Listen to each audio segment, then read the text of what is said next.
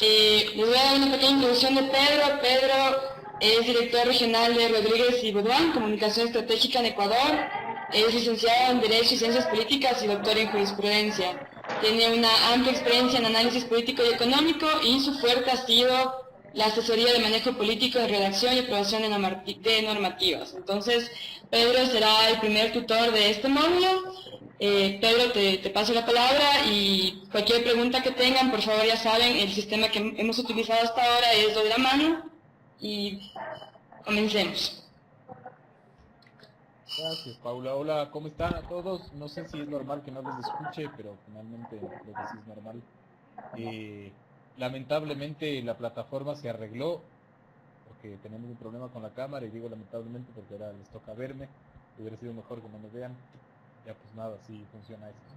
Eh, Básicamente lo que nosotros queremos, compartir con ustedes finalmente es, eh, en esta primera unidad, en esta lógica de ir descubriendo, ¿no es cierto?, en los procesos de incidencia política, cuáles son los temas que pueden ser relevantes.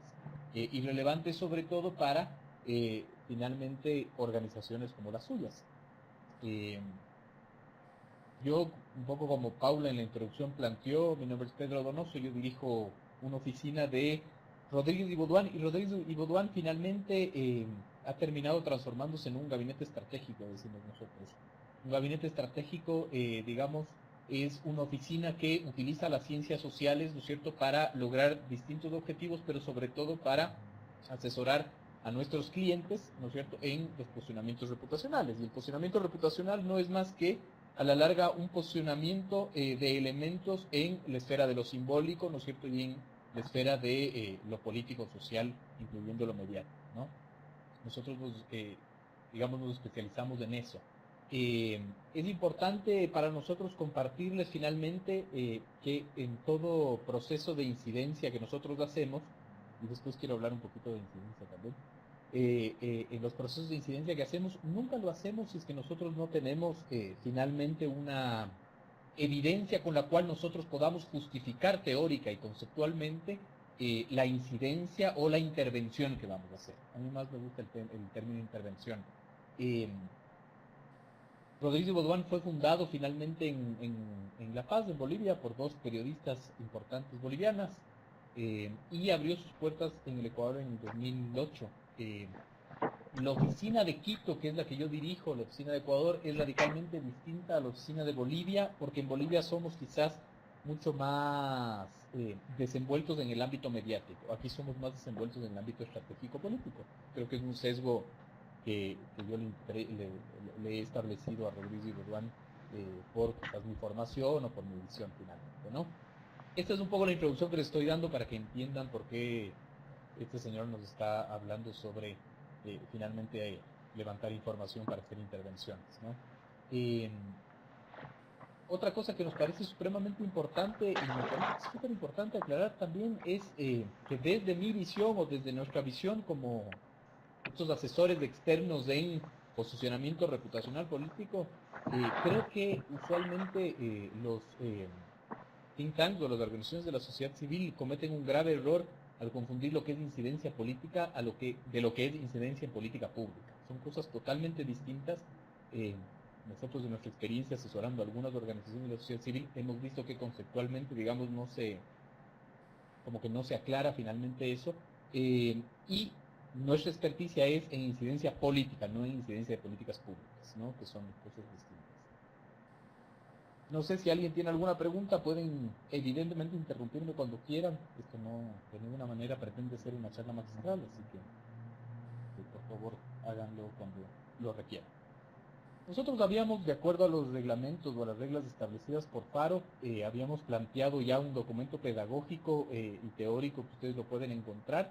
Habíamos planteado una tarea que me hubiese gustado que esté colgada antes, finalmente, para que ustedes la puedan ver. No se la ha colgado aún. Pero lo principal que nosotros queremos hacer en esta unidad es brindarles a ustedes la posibilidad de entender finalmente o de practicar un proceso de levantamiento de información para identificar la temática en la cual ustedes quieren incidir en procesos electorales, que creo que es, digamos, la parte fundamental cuando uno quiere incidir finalmente, ¿no? Yo estaba leyendo brevemente, y lo voy a volver a abrir, estaba un poco analizando esta sistematización y este documento de diagnóstico que finalmente ustedes lo han levantado. Me parece supremamente importante finalmente que las organizaciones que van a plantear, digamos, un proyecto de incidencia en procesos electorales tengan claro finalmente a qué abordaje y a qué temáticas quieren ustedes, digamos, incidir. Y eso tiene mucho que ver también con, evidentemente, los cronogramas electorales, ¿no? Déjenme solo abro un documento por acá. Hemos revisado con mi equipo finalmente los calendarios electorales y claro, hay países, digamos, que tienen, inclusive en este año, ¿no es cierto?, ya procesos electorales en marcha. Chile, el 19 de noviembre, las presidenciales, ¿no es cierto? Entonces hay varios, digamos, países que se van a enfrentar a procesos electorales. Nos parece supremamente importante, dada la experiencia que hemos tenido últimamente, sobre todo, por ejemplo, asesorando a Grupo Faro en esta iniciativa Ecuador Decide, que fue una iniciativa bastante productiva en términos de aprendizaje. Primero, identificar cuáles son los temas que nosotros queremos relevar e identificar para poder hacer incidencia. Entonces, en esta unidad lo que nosotros queremos proponer es una metodología, ¿no es cierto?, de corte cualitativo, de levantamiento de información para que ustedes puedan investigar, identificar qué temas son quizás los que ustedes les llamen la atención, por lo cual quieren hacer incidencia, o en efecto, si ustedes ya han identificado temas, ¿cuáles son los mitos alrededor de esos temas? ¿Y por qué es importante, creemos nosotros, identificar temáticas o mitos? Porque finalmente hemos nosotros descubierto que en el siglo XXI lo que más pesa hoy por hoy, digamos, es esta vigencia de la posverdad, que es un término, digamos, que está súper en boga ahorita, ¿no? La posverdad fue, me parece que el año anterior o hace 2 años, la palabra elegida por el diccionario de Oxford como la palabra del año. Y finalmente, no, la posverdad no es más que todas estas verdades paralelas, ¿no es cierto?, que tienen más un contenido en el ámbito emotivo que un contenido en el ámbito real y técnico, ¿no? Entonces, es importante cuando nosotros queremos hacer este tipo de incidencia, entender que hay intereses varios que pueden construir, ¿no es cierto?, en la esfera de lo político, de lo mediático, ¿no es cierto?, posverdades que vayan a afectar finalmente a la incidencia que nosotros queremos realizar. Entonces, por eso nuestra iniciativa, nuestra idea era empezar a brindarles a ustedes, digamos, esta herramienta metodológica para identificar qué temas pueden servirnos a nosotros para poder incidir en el ámbito electoral, y si es que ya nosotros tenemos un tema, qué mitos están o podrían estar alrededor de esas temáticas. Y es importante identificar los mitos porque nuestra estrategia de posicionamiento de la temática tiene que ir acompañada por una estrategia de desmitificación, ¿no es cierto?, de la misma iniciativa. En esta experiencia que nosotros tuvimos con el Grupo Faro, por ejemplo, en el caso de Ecuador Decide, fue supremamente interesante hacer la incidencia para, por ejemplo, los debates presidenciales. Esta iniciativa se dividió en 2, debate presidencial y debates locales de autoridades locales, ¿no? No de autoridades locales, sino de asambleístas, de congresistas en el ámbito de la localidad. Y fue muy interesante, digamos, ver cómo se fue dando el proceso de éxito en el ámbito de los debates para autoridades legislativas de la localidad y quizás un fracaso en el ámbito del debate presidencial. Y finalmente, el momento en que uno identifica, va a ver que estas iniciativas están siempre generadas desde la generación de mitos que los propios actores políticos pueden ir generando. Entonces, un poco la lógica es ver cómo nosotros podemos identificar tanto sus mitos como identificar la posibilidad de temáticas de incidencia. La metodología que nosotros queremos proponer es una metodología nuestra. Nosotros la hemos desarrollado, evidentemente no somos los padres de los estudios cualitativos, digamos, hemos tomado varias fuentes de consulta y hemos desarrollado nuestra propia metodología. Y por eso, por ejemplo, que Paula me decía, necesitamos subir, digamos, lecturas de base, y la verdad es que como ha sido, digamos, una metodología desarrollada, creada, digamos, casi en un laboratorio nuestro, no hay tanta, digamos, teoría de la metodología específica, pero sí hay varias, digamos, textos teóricos sobre los estudios cualitativos, que sería interesante que lo vean y después lo podremos conversar también. Pues lo primero que nosotros planteamos es identificar cuál puede ser la metodología para el levantamiento de información, ¿no? Nosotros, como les poníamos un poco en el documento pedagógico, creemos que para este tipo, digamos, de procesos de levantamiento de información, los estudios no pueden irse por el ámbito de lo cuantitativo, sino que tienen que irse por el ámbito de lo cualitativo, ¿no? Y aquí radica un poco la diferencia en que, por ejemplo, los estudios cuantitativos finalmente lo que hacen es identificar la generación de opinión de las personas que han recibido esa generación de opinión. Haciendo un símil, lo que nosotros decimos es que los cuantitativos, ¿no es cierto?, son formas de medición cuando el barco ya llega al puerto. Los cualitativos, los estudios cualitativos de levantamiento de información, son aprovechar cuando el barco recién está partiendo del puerto. Es decir, nosotros lo que pretendemos es identificar a los actores que generan opinión, ¿no es cierto?, para identificar las temáticas o los mitos, ¿no es cierto?, y poder crear estrategias de incidencia basados en esa evidencia científica finalmente, ¿no? Entonces, el estudio cualitativo que nosotros le proponemos, un estudio cualitativo cuyo objetivo principal es el identificar aspectos positivos, atributos positivos, negativos de las temáticas, o de una temática en definitiva, para poder construir, ¿no es cierto?, una estrategia de conceptualización que busque posicionar esa estrategia de incidencia en el ámbito mediático, político y social. ¿Cómo lo hacemos? Ese es un poco, digamos, del proceso interesante que nos lleva ahorita a tener esta conversación con ustedes y posteriormente a tener algún tipo de intercambio como plantea un poco la metodología de este proyecto, ¿no? Finalmente, el principal y la herramienta principal que nosotros planteamos aquí es el mapa de públicos, que es un poco la metodología con la cual nosotros vamos a identificar cuáles son los públicos y cuáles son los actores a los cuales nosotros vamos a aplicar este tipo de metodología de levantamiento de información cualitativa. Es el mapa de públicos finalmente. Ustedes lo van a ver en el documento pedagógico que hemos creado. El mapa de públicos finalmente es, digamos, una matriz en donde nos facilita el proceso de identificación de qué públicos estarían relacionados con la temática y a los cuales nos interesa a nosotros abordar para conocer cuáles son, digamos, sus percepciones al respecto. El mapa de públicos finalmente se convierte en la herramienta principal de identificación de los generadores de opinión en grandes, digamos, macrosectores, ¿no? Entonces, lo principal que tenemos que evitar finalmente es que este tipo de estudios raye en una, digamos, base conceptual subjetiva. Entonces tenemos que ser lo más objetivos posibles para un poco aplicar este tipo de metodología. Entonces lo primero que nosotros recomendamos finalmente es construir un mapa de públicos, ¿verdad?, entendiendo cuál es un poco el escenario y la coyuntura a la cual nosotros estamos viviendo. Entendemos, por ejemplo, la temporalidad que tenemos para enfrentarnos a un nuevo proceso electoral, el cronograma, ¿no es cierto?, la coyuntura en la que se da, etc. Entonces, finalmente lo importante es construir, digamos, un mapa de públicos con las personas que entiendan y conozcan de la coyuntura y del proceso electoral. ¿En qué consiste el mapa de públicos? Básicamente consiste en identificar, ¿no es cierto?, estos macro públicos, como les digo, para de ahí posteriormente identificar actores a los cuales nosotros vamos a aplicar la herramienta metodológica de levantamiento de información, que ya les vamos a contar de qué se trata.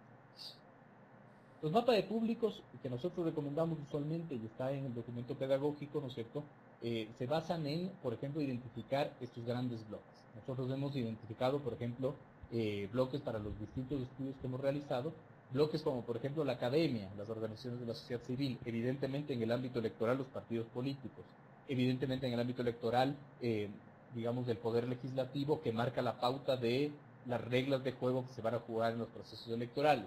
Evidentemente, los actores, por ejemplo, de control en los procesos electorales. Todos esos son grandes, digamos, macropúblicos. Y a esos macropúblicos hay que bajarlos, ¿no es cierto?, a un nivel de actores, y después les voy a explicar para qué. Entonces, el gran éxito es que nosotros podamos dividir los grandes públicos que van a confluir en la temática que yo quiero, ¿no es cierto?, impregnar en el estudio que yo voy a establecer o en la temática que yo quiero identificar y posicionar. Ese es un gran reto que ustedes tienen. Básicamente, digamos, y leyendo un poco los diagnósticos que ustedes han establecido, por ejemplo, ¿no es cierto?, vemos que se ha trabajado activamente en proyectos electorales, ¿no? Entonces, por ejemplo, abro yo, digamos, el cuadro, Veo que la organización de Guatemala, así es, ¿no es cierto?, ha trabajado con un proyecto llamado Guatemala Camina, ¿no es cierto?, cuya idea general del proyecto final es elevar la calidad del debate electoral, por ejemplo, para la elección del 2019, brindar insumos a partidos políticos y candidatos y definir agendas legislativas. Esa es, digamos, una temática supremamente interesante y válida a trabajar, y lo clave acá va a estar identificar, ¿no es cierto?, cuáles son los mitos alrededor, por ejemplo, del tema de debates presidenciales o debates de autoridades, ¿no? Entonces, utilizando ese ejemplo, intentemos crear hoy por hoy, ahorita con ustedes, ¿no es cierto?, un mapa de públicos. Entonces, no sé si hay alguien de esa organización ahorita acá conectado que nos quiera contar un poquito.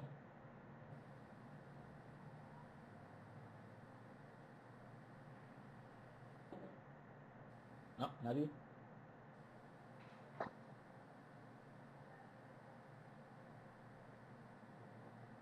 Bueno, igual lo vamos a hacer. Entonces, básicamente, ¿no es cierto?, propongamos un proceso de construcción de mapa de públicos para iniciar el proceso, utilizando este ejemplo.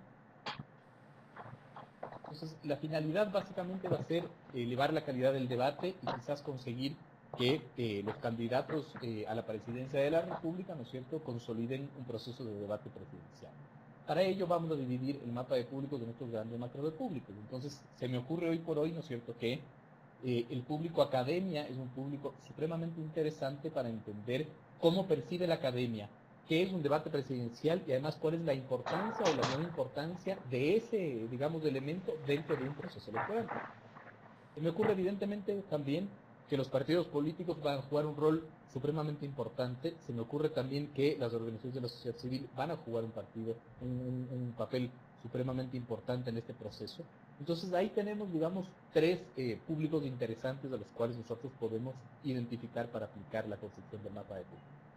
Una vez que construimos y que ya tenemos los públicos definidos, tenemos que identificar los actores a los cuales vamos nosotros a aplicar una entrevista a profundidad, porque el elemento básico del estudio de percepción de corte cualitativo son las entrevistas a profundidad. ¿Cómo la aplicamos finalmente? La entrevista a profundidad la vamos a iniciar, ¿no es cierto?, aplicando un triángulo invertido, porque la lógica aquí de levantamiento de información es con un proceso deductivo de lo general a lo particular. Entonces, evidentemente aquí lo que podemos hacer es un poco hablar de los elementos más importantes en procesos electorales.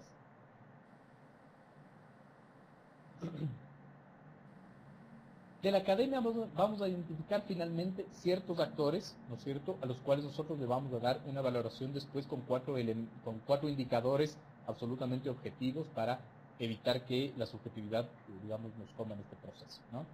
Entonces, en academia vamos quizás a identificar al actor X y al actor Y y vamos a utilizar cuatro variables para aplicar, ¿no es cierto?, la entrevista. Es supremamente importante entender que este estudio no es un estudio de corte cuantitativo ni tampoco basa su riqueza en el ámbito estadístico. Es decir, aquí la muestra está reñida a lo que los teóricos estadísticos siempre establecen, que la muestra tiene que ser tiene que ser una muestra representativa de acuerdo al número de habitantes. Es un estudio cualitativo, por lo tanto, en nuestra experiencia nosotros hemos determinado que el límite mínimo funciona bien con 15 entrevistas y el límite máximo funciona muy bien con 25 entrevistas. Es decir, para nosotros en ese rango, ¿no es cierto?, está la muestra, en lo cual nos parece suficiente para poder obtener lo que nosotros queremos obtener, que es la identificación de atributos positivos, negativos, neutros o mitos sobre una temática o sobre una iniciativa. Entonces, finalmente, para nosotros poder aplicar la entrevista a los actores que vamos a determinar, ¿no es cierto?, es mediante un triángulo invertido y sobre todo mediante, digamos, una batería de preguntas que no tiene que estar netamente y definitivamente estructurada, sino que juega mucho el papel de quien aplica la entrevista, ¿no es cierto?, para ir dirigiendo dicha entrevista, para buscar elementos identitarios de la iniciativa y que nos ayuda a identificar estos mitos o atributos que les estoy mencionando, ¿no? Entonces, una vez que tenemos, digamos, el mapa de públicos, de macro públicos, identificamos los actores y le vamos a dar una valoración. Entonces, lo importante aquí es jugar, digamos, con todos los nombres que nosotros podamos para tener una gran muestra y para empezar un proceso de priorización de a quién vamos a aplicar un poco la entrevista. Una vez que tenemos ya los macro públicos y que tenemos varios nombres, por ejemplo, en el público academia, en el público partidos políticos, en el público organizaciones de la sociedad civil, en el público actores, digamos, de control electoral, en el público actores de control político, vamos a identificar quiénes pueden tener una relevancia basado en 4 indicadores. El primero va a ser la importancia estratégica, es decir, la importancia estratégica de este actor. ¿Por qué es estratégicamente importante que nosotros conozcamos lo que piensa o la percepción de este actor de la temática la cual nosotros estamos abordando?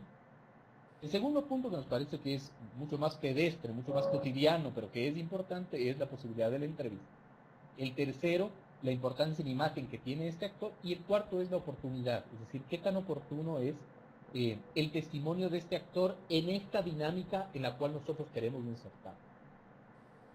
Una vez que marcamos la valoración del 1 al 10, ¿no es cierto?, en estos 4, digamos, indicadores, ¿verdad?, nosotros solo vamos a aplicar en base a la priorización de los actores que han tenido una puntuación en el rango de 30 a 40.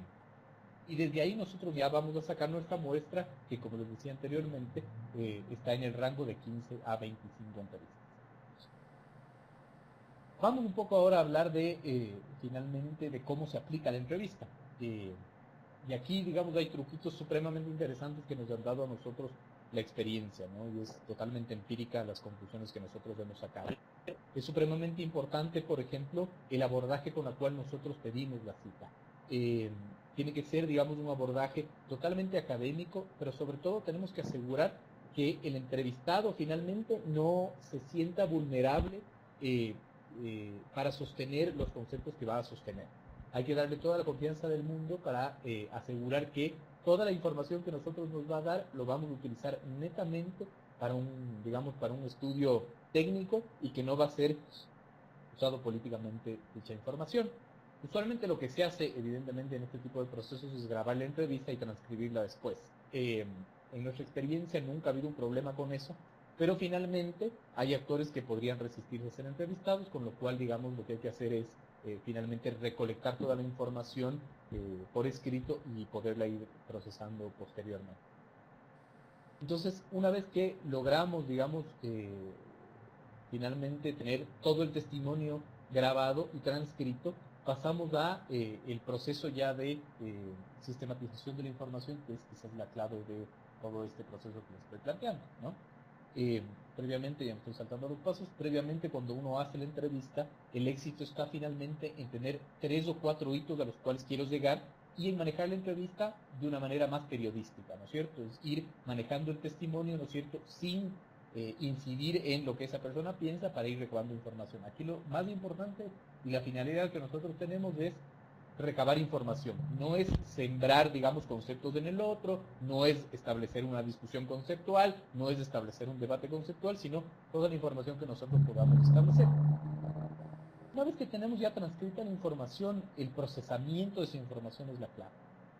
Y el procesamiento de la información, nosotros utilizamos un proceso diseñado por Philipp Marrin, que es un alemán experto, digamos, en un poco la lectura semiótica y semántica de los textos o de, digamos, de los bloques conceptuales y teóricos, ¿no es cierto? Y que finalmente se deriva en poder del cuerpo del texto, ¿no es cierto?, extraer categorías y subcategorías, ¿no es cierto?, de la temática que estamos tratando.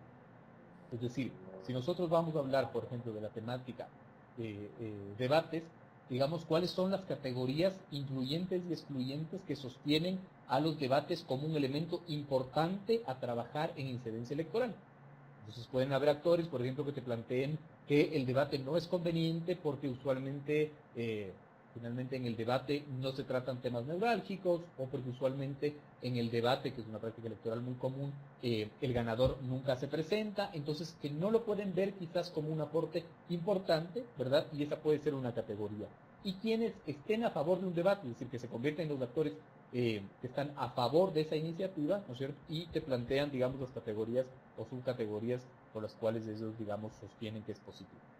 Es altamente probable, por ejemplo, que haya actores o haya público, ¿no es cierto?, que tengan, digamos, esta doble cara o hasta esta triple cara finalmente, ¿no? Esta cara de el público, por ejemplo, partidos políticos, evidentemente como hay una variedad de actores, ese mismo público puede tener tres posiciones distintas frente a una iniciativa, puede estar a favor, puede estar en contra y puede ser neutro frente a esa iniciativa en un mismo estudio.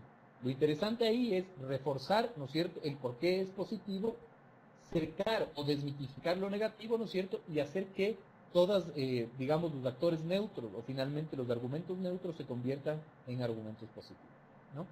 Entonces, el procesamiento básico es el lograr identificar en base a un proceso de categorías excluyentes e incluyentes, ¿no es cierto?, e identificar cuáles son los mitos que se pueden estar alrededor de estas iniciativas, ¿no? Y todo esto sistematizar, ese creo que es, digamos, ya la clave porque es conceptualizar todo lo que se ha verbalizado, y eso es supremamente importante. Nosotros en nuestras metodologías de análisis de contenido utilizamos un filtro de análisis que nos sirve muy bien, que es en entender que hoy por hoy, ¿no es cierto?, en el siglo XXI, hay 4 categorías predominantes, ¿no? Cosa que en la historia no se ha dado. Lo bueno, lo malo, lo verdadero y lo falso. Entonces nosotros lo que hemos hecho es constituir estas categorías predominantes en lo que nosotros denominamos lo hard y lo soft. Lo hard tiene que ver más con lo técnico, ¿no es cierto? Y lo soft tiene que ver más con lo emotivo. Nosotros creemos que es supremamente importante al momento de analizar textos, de analizar cuerpos, ¿no es cierto?, verbalizados, o verbatimes, como se llaman, ¿no es cierto?, tener este filtro de análisis de decir, este argumento dado por este actor tiene una composición soft, es decir, tiene una composición netamente emotiva o tiene una composición netamente técnica, o tiene una composición de los dos, finalmente, porque la estrategia de posicionamiento, ¿no es cierto?, o de desmitificación puede ir, digamos, en ese sentido, ¿no? Aquí a Paula les hace acuerdo que pueden realizar preguntas en cualquier momento, porque debe estar absolutamente aburrida de haberme escuchado tanto tiempo. Entonces, finalmente, ¿no es cierto?, partimos por todo el proceso de hacer este análisis ya mucho más de texto y mucho más, digamos, afinado, ¿no es cierto?, para el tema. Y una vez que ya tenemos eso, lo importante es ver cómo nosotros podemos sistematizar estos testimonios y convertirlos a nuestro favor para poder construir toda una estrategia de desmitificación y de posicionamiento, ¿no? Es supremamente importante cómo nosotros podemos leer los resultados, como les decía. El momento que nosotros hacemos informes sobre este tipo de estudios, nosotros no lo planteamos como el actor X dijo esto, sino que el público, academia, ¿no es cierto?, tiene una posición en contra, por ejemplo, de los debates. Entonces, ¿cómo hacemos que la estrategia se convierta en un proceso de convertir a la posición de la academia frente a esta iniciativa a favor nuestro y con ello sostener una estrategia de posicionamiento mucho más finalmente generalizada? Creo que es todo lo que teóricamente puedo contarles al respecto. Creo que la dinámica se hace muy complejo en el momento que solo yo hablo. Creo que es interesante ver cómo ustedes podrían aplicar todo lo que está, digamos, en los documentos, que creo que está mucho más conciso y mucho más aplicable a un poco las tareas que les hemos planteado. Entonces yo creo que puedo ahorita escucharles las dudas que tengan, las preguntas que tengan, lo que quieran compartir, cómo creen que esta metodología puede servirles, no puede servirles para nada, cómo se aplicaría en sus casos, etc.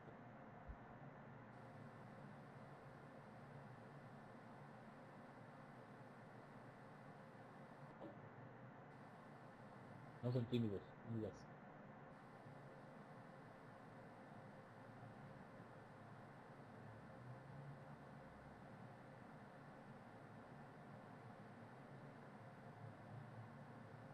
¿Nadie?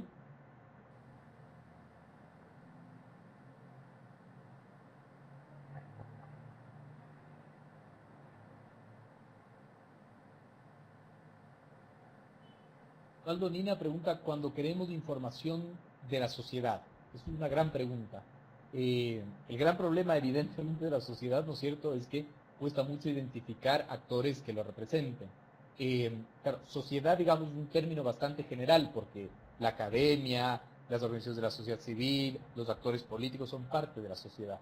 Entonces, el truco está en ver cómo nosotros categorizamos en el mapa de públicos. a nosotros nos sirve muchísimo, ¿no es cierto?, categorizar, digamos, viendo cuáles son los grupos de interés. Entonces, en un proceso electoral, ¿cuáles son los grupos de interés?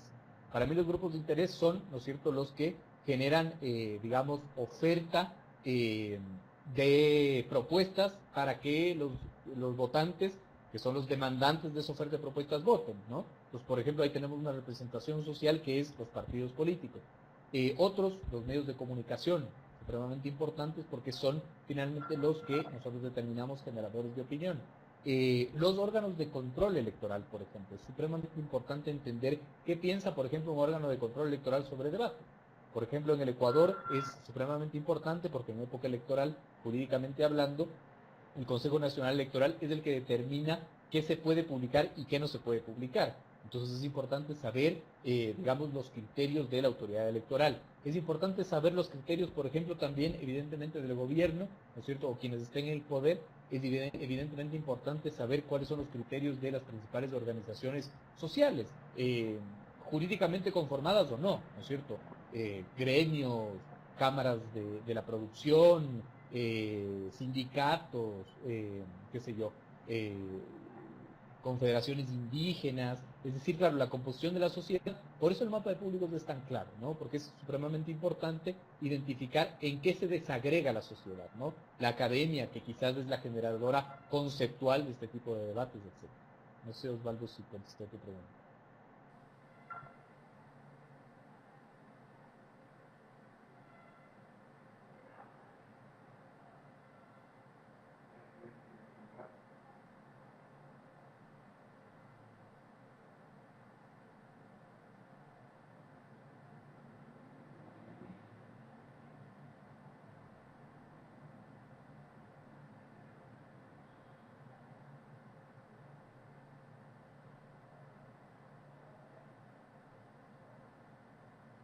Por supuesto, pero por supuesto.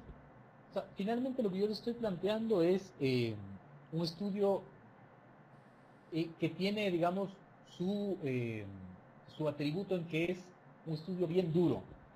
Cuando nosotros hicimos un estudio, por ejemplo, para saber cuáles son los mitos alrededor de la ley de cultura, el ministro de Cultura, cuando yo le presenté el estudio, me dijo, es uno de los estudios que más información, digamos, dura me ha dado, pero se me queda la pata de un poco esta información masiva, ¿no es cierto?, difusa. Yo creo que toda la información que nosotros podamos obtener, por ejemplo, del ciudadano común a través de Facebook, es supremamente importante, pero ya son estudios de corte cuantitativo. Y eso vuelve a la reflexión que yo les decía. El momento en que tú, digamos, levantas la información solamente a la masa, ¿no es cierto?, a quienes son consumidores de la generación de opinión, ¿verdad?, vas a medir qué piensa la gente, digamos, en masa. Pero si tú, digamos, vas al génesis de esas generaciones de opinión, es decir, vas, por ejemplo, al periodista X, que es el generador de opinión más importante en el ámbito electoral, vas donde, qué sé yo, el presidente del tribunal electoral, y sabes lo que él piensa y sabes qué es lo que va a él, por ejemplo, a mediatizar sobre los debates, ¿no es cierto? O sobre, por ejemplo, qué sé yo, los gastos electorales, o por ejemplo, acciones afirmativas, o por ejemplo, el orden hombre y mujer en las papeletas, o por ejemplo financiamiento de campañas electorales, ¿no es cierto? Es interesante porque tú estás adelantándote a saber qué piensa el que va a generar esa opinión, que seguramente, ¿no es cierto?, va a calar en la mente de la gente. Entonces, evidentemente el estudio que, por ejemplo, utilizar Facebook para obtener información ciudadano común es supremamente importante y puede ir complementando a este estudio que nosotros estamos planteando, ¿no?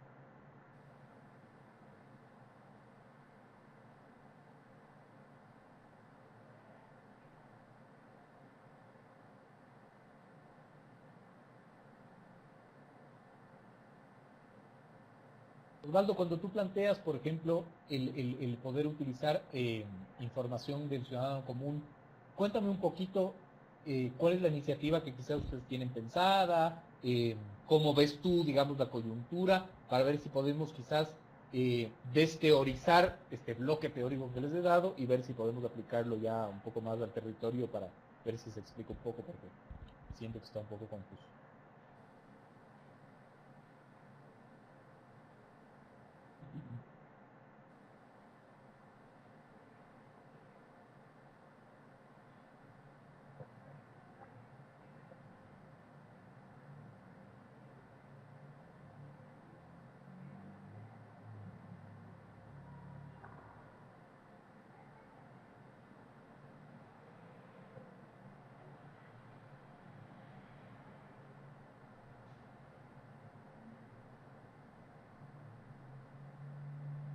¿Qué tiene en mente el INESAD, Osvaldo? En qué finalmente les gustaría incidir, digamos, en los procesos eleccionarios que se vienen?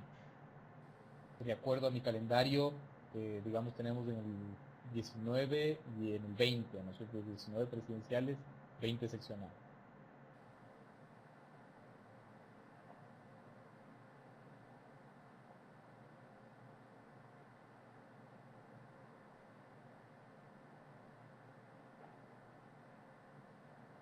Ujú. Creo que, digamos, que es una característica en toda Latinoamérica, ¿no?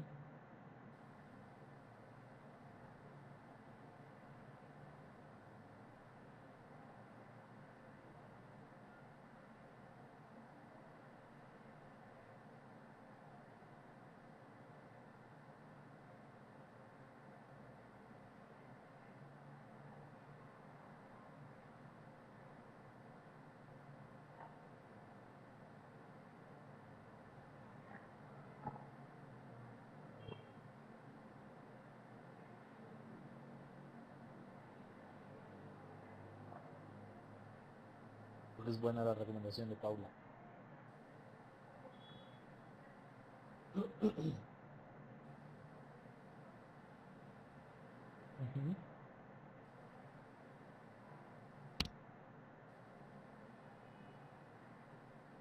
¿Y ustedes, Osvaldo, tienen claro cuáles son las iniciativas con los ciudadanos que quieren o aún no tienen claro? O recién está perfecto. Entonces, el estudio de percepción te va a servir para identificar qué temas pueden ser importantes en época eleccionaria, ¿sí? Entonces, hagamos el ejercicio, digamos, ¿no es cierto?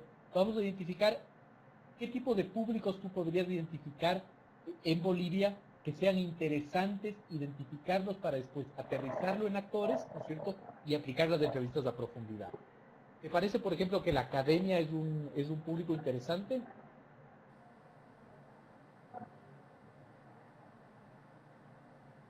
¿Te parece? Sí, sí nos dice Osvaldo, ¿no es cierto? ¿Te parece, por ejemplo, entonces ya tendríamos un público llamado academia? ¿Te parece, por ejemplo, que los partidos políticos es un grupo interesante?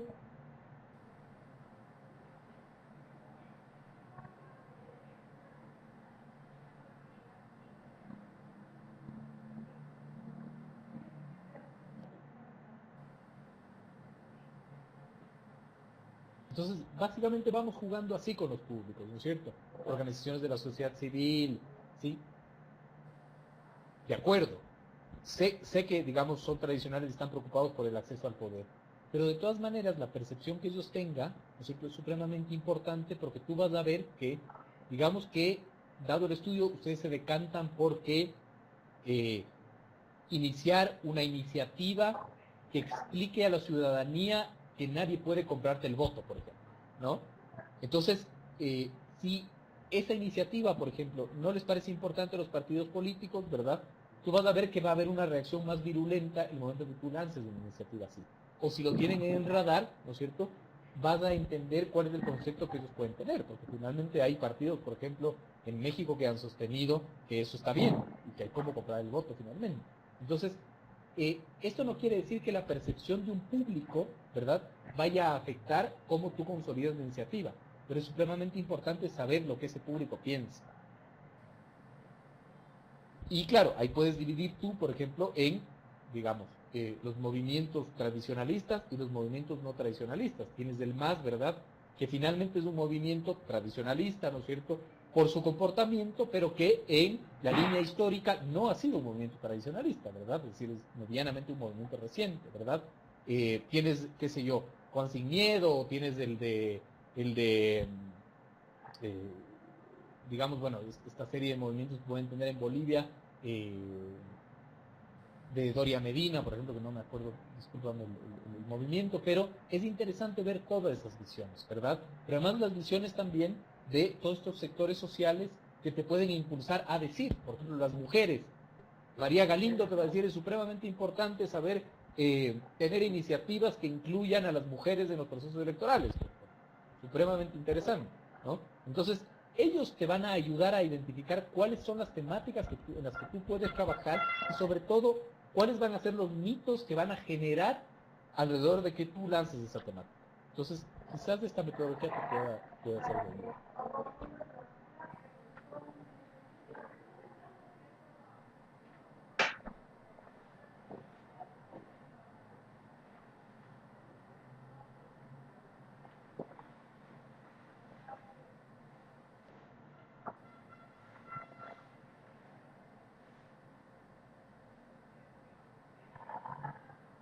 ¿Quién más quiere aventurarse?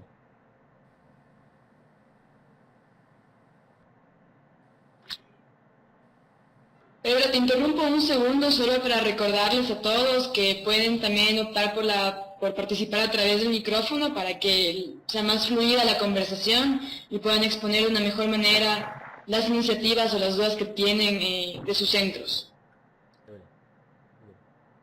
Osvaldo, ¿quieres, digamos, abrir tu micrófono o prefieres hacerlo por escrito? Ahí ya, disculpa, ya te cogí de ejemplo.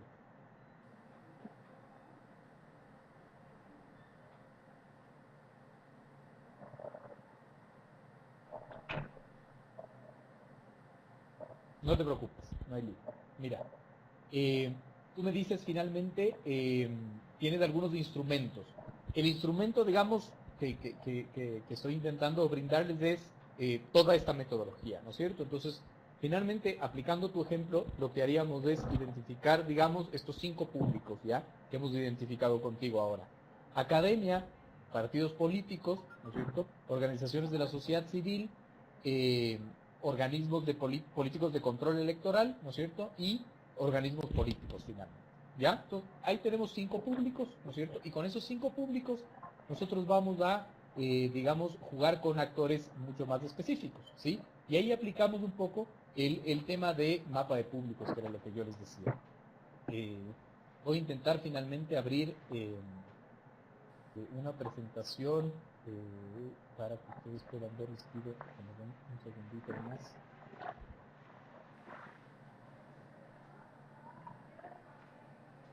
Un segundo.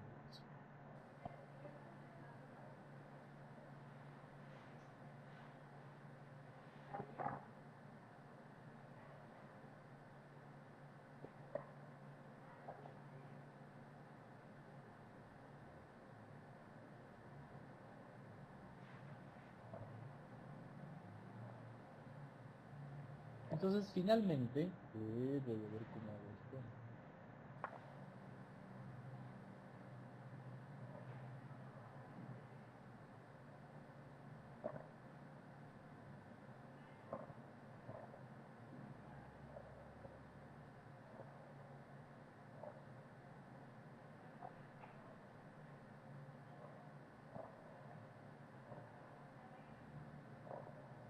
Bueno, parece que tiene un problema con, digamos, el compartir el. Bueno, finalmente ustedes en el documento pedagógico tienen ahí, es un cuadro de Excel, ¿no es cierto?, en donde uno tiene, digamos, la posibilidad de ir construyendo un mapa de públicos, ¿verdad? Entonces lo que hacemos nosotros es plantear, por ejemplo, el público académico, ¿sí? Entonces, dame, digamos, unos 3 nombres de la academia que quizás les interese saber ustedes lo que piensan.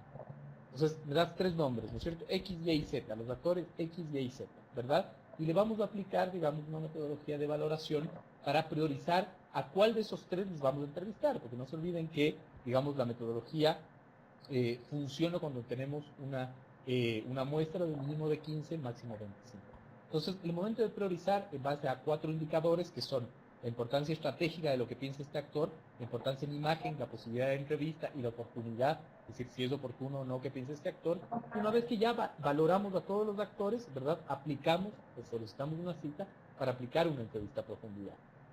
Esta entrevista a profundidad, ¿no es cierto?, va a ser generada desde una temática muy general para ir, digamos, evidenciando, ir punto por punto, identificando cuál es la percepción de los distintos actores. Entonces, por ejemplo, vamos a decir, ¿qué iniciativas ciudadanas serían importantes en las elecciones, por ejemplo, que se vienen en Bolivia el 26 de octubre del 2019, ¿no? Entonces, por ejemplo, la academia nos va a decir, digamos, los actores X, Y y Z de la academia nos van a decir, qué sé yo, nos parece importante la inclusión de las mujeres en el voto, nos parece importante campañas para identificar, digamos, la legalidad de los aportes electorales, o nos parece importante la consolidación de debates, por ejemplo, ¿no? Entonces, tenemos ahí esos tres temas. Digamos que esos tres temas, en mayor o menor, digamos, cantidad o importancia, se repiten en el resto de actores de los distintos públicos. Entonces, uno va a ir trabajando para identificar que a la academia, por ejemplo, le parece supremamente importante trabajar debates, por ejemplo. A la sociedad civil le parece supremamente importante trabajar campañas de concientización del voto y debates. Al organismo electoral le parece supremamente importante trabajar, qué sé yo, dos temas más y debates. Entonces vemos que se repite, ¿no es cierto?, la importancia de estas iniciativas en tres públicos, por ejemplo, sostenidos en los testimonios que cada actor nos da. Entonces eso se convierte en una iniciativa interesante porque es interesante para los públicos que nosotros hemos definido. Es fácil, digamos, trabajar con esa iniciativa porque va a llamar la atención de estos actores sociales, entonces es importante poder profundizar. No sé, Osvaldo, si podemos aclarar un poco más.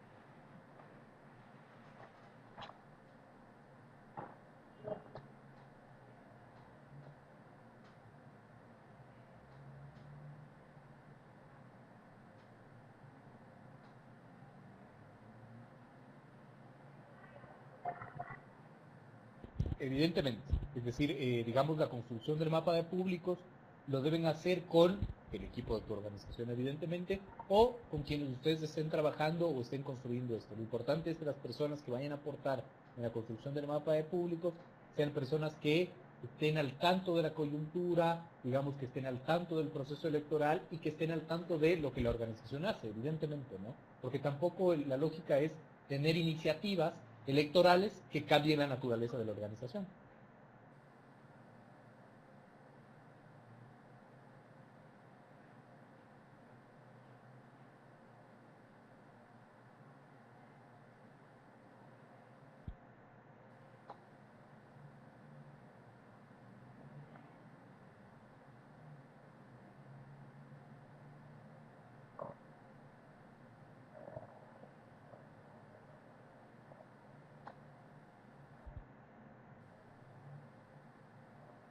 ¿Oye más?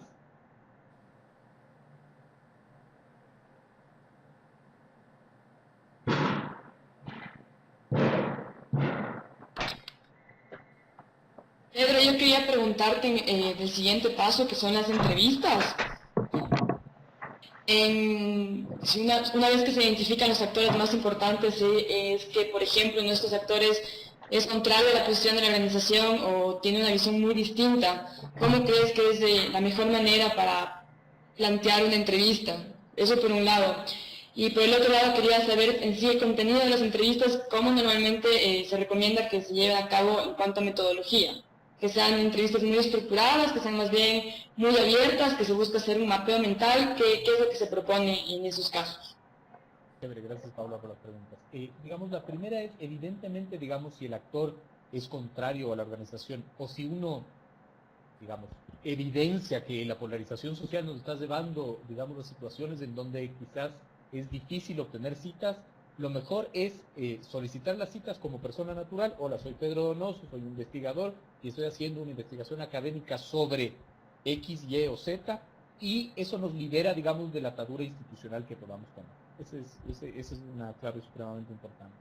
El segundo punto es, la entrevista tiene que ser con lógicas bien periodísticas. Es decir, lo que nosotros queremos es, en base, digamos, a una estructura o quizás a una batería de preguntas no tan estructuradas, ir identificando cuáles son las temáticas que nosotros queremos, ¿no? Entonces, por ejemplo, vamos a entrevistarle quizás a el presidente del Consejo Nacional Electoral, ¿no es cierto? Y lo que queremos hacer es, digamos, decirle cuáles son, qué tan importantes son las iniciativas ciudadanas, ¿no es cierto?, para hacer incidencia en procesos electorales. ¿Sí? Pero lo que nosotros queremos identificar es cuáles serían tres iniciativas interesantes a trabajar. Entonces, uno va, digamos, manejando de manera bien abierta, ¿no es cierto?, la entrevista, sobre todo para sacar toda la información que ustedes puedan del otro, ¿verdad? Lo que hacen es grabar la entrevista, ¿verdad? Y después con esa transcripción ustedes pueden procesar el tema. Es complicado porque no hay, digamos, o nosotros quizás de manera empírica, como hemos ya desarrollado fácilmente la habilidad de entrevistar periodísticamente, no tenemos, digamos, esta lógica de con mapas mentales o con árboles temáticos, es decir, no hay una metodología tan clara ahí. Y ahí se puede ajustar cualquier metodología. Pero lo más importante finalmente es lograr toda la información de la percepción de este actor para que nosotros podamos sacar conclusiones. No sé, Paula, si contestó.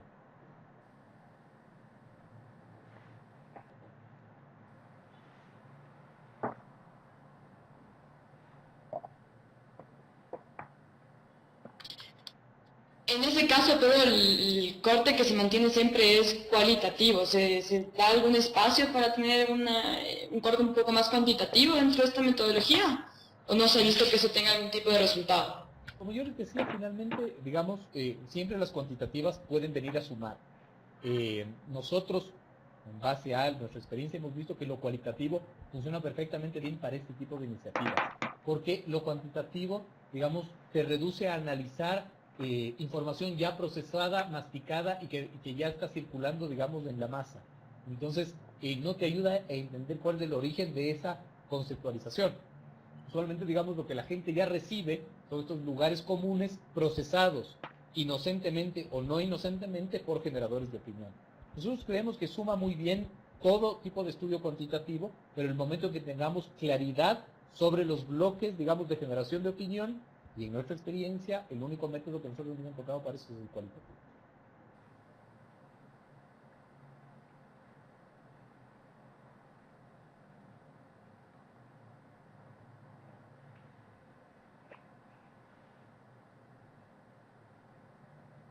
Con todo gusto.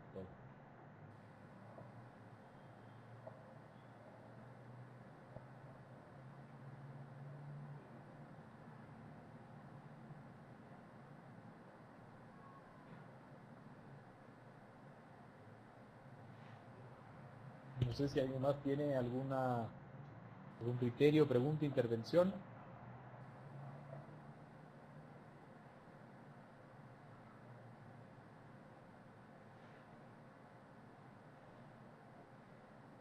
No lo tienen, entonces los siguientes pasos que nos interesaría a nosotros es que, digamos, cumplan con la tarea que está establecida, que es una tarea, digamos, que les va a ayudar un poco a reflexionar sobre la brújula que ustedes le quieren dar a la iniciativa que estén pensando o al proyecto que ustedes quieran pensar o estén pensándolo.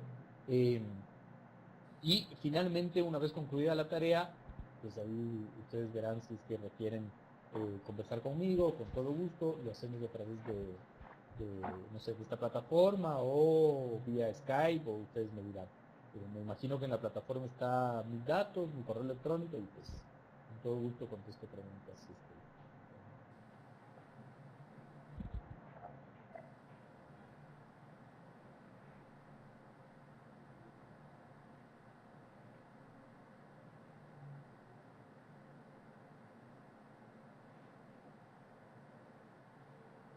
Todo gusto igual.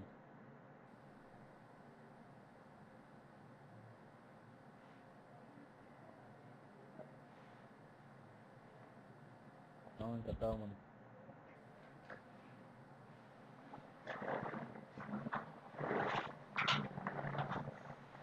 ¿Listo, Paula?